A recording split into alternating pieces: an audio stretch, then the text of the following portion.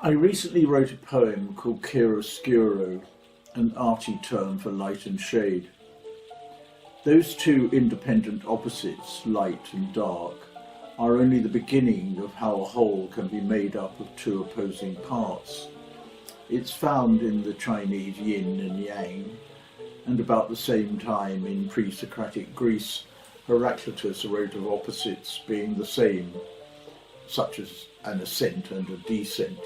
It's illustrated in his aphorism, "The road up and the road down are the same." I'm working on a triptych on the theme of randomness and its opposite, or an opposite, a logarithmic spiral as expressed in nature, in this case a nautilus shell. In the first painting, I attempted randomness by leaving a canvas outside with puddles of paint and terps, waiting for the rain to splash down and create random marks, afterwards dribbling paint from a height and making gestural hand marks with a brush. But there is a contradiction in depicting randomness, an oxymoron, in that a willful decision to create random marks negates the result. It's like consciously deciding to be unconscious, or it was predetermined I should have free will.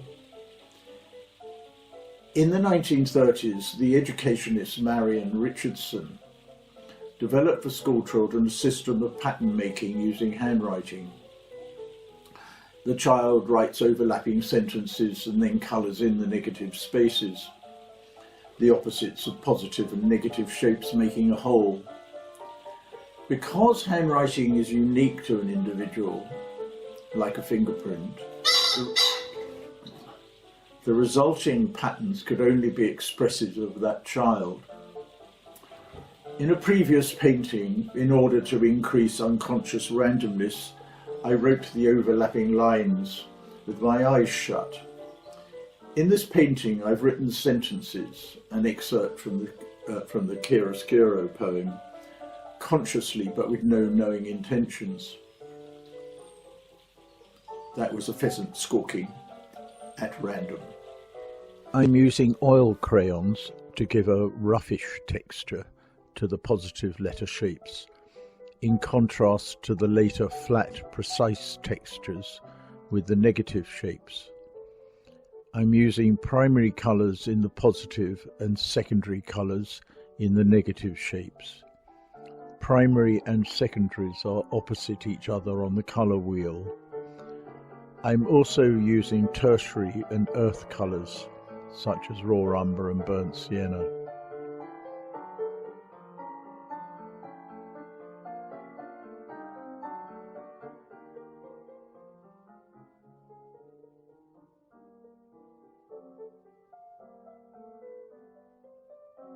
In nature, a nautilus shell is a golden or logarithmic spiral.